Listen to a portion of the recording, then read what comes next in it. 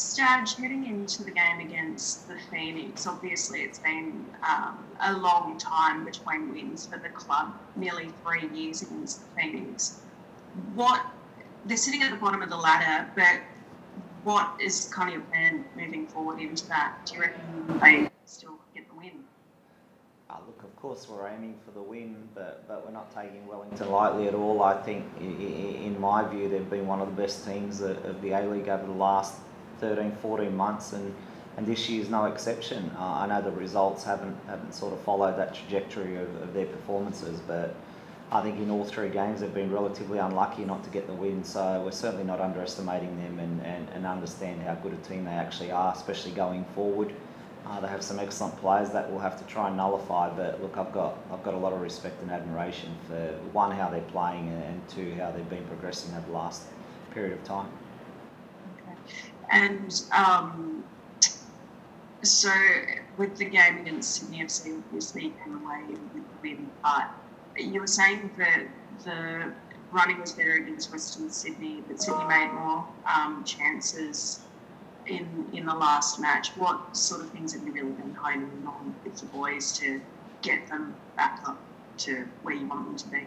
Yeah, look, I thought our performance against the Wanderers with the ball was probably better than against Sydney FC, but the overall package, against Sydney was excellent. Our defending, our resilience, our courage, the ability to back up 2 days after, the game before was really amazing. So we showed a lot of good characteristics, but I just thought we could have been a little bit better on the ball, and I think that was some of the qualities we showed against Wanderers, where we created more chances, had more shots on goal than what the Wanderers did, and were probably a little bit unlucky to concede that late goal. So look, sometimes the result follows the performance, sometimes it doesn't in football, but certainly we'll be looking to improve our performances every game this year, let alone after the last one. So what will be the focus heading into the clash against Wellington? Are you targeting any key players for the Phoenix side? Who have you got to be aware of there? No, the focus is always just improving all aspects of the game, whether it's with the ball, without the ball, whether it's our mentality, whether it's individual actions, whatever the case may be. Every game, for me, it doesn't matter whether we win or lose or who we're playing against. We're always looking to find ways of improving what we're already doing, and despite winning 3 out of our first 4 games, there's still many areas for us to improve on and work on for us to become the team I want us to become.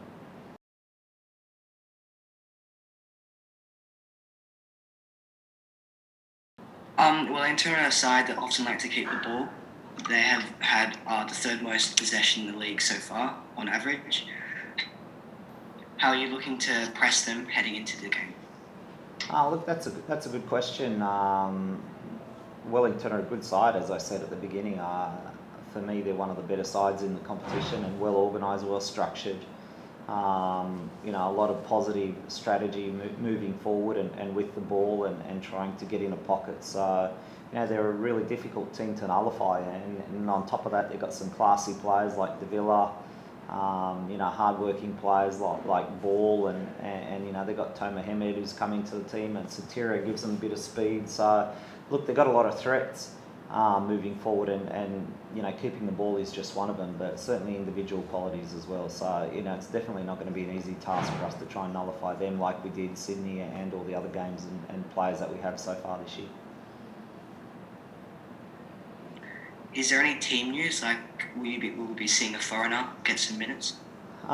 Look, I'm not sure. We've got to get through training today to see what our final squad is. At the moment, the only likely exclusion is probably Josh Nisbet, who picked up an injury when he was fouled by Caceres in the first minute of the game last week, and got that tackle from behind and hurt his ankle a little bit. But look, he's nearly ready, but we just don't want to risk him for tomorrow, so he's probably out for this weekend.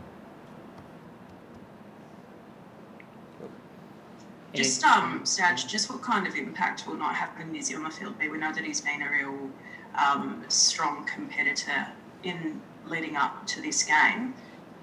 What would it mean to not have Mizzy on the field? Yeah, look, I think Mizzy's been fantastic so far this year, as have so many other players, and it is a little bit of a blow, but the best part about our team this year is no matter who's come in and played minutes, they've all done an exceptional job. So I have no doubt that whoever takes his place will live up to the standards and the mentality required. what is the mood at the camp at the moment? Is it positive heading into the game? Yeah, as you can imagine, it's really positive. There's a lot of belief and confidence. The one area that we don't want to go near is complacency. We can never get complacent. So, but the mood is positive. The boys are training hard. They're working hard. And as I said, for me, the two most important qualities are that there's a real belief amongst the group now that we can be competitive and beat anyone on any given day, and the confidence that goes with that. So, we know that we're going to be a difficult opposition and make every game difficult for regardless of whoever comes to Gosford from now on.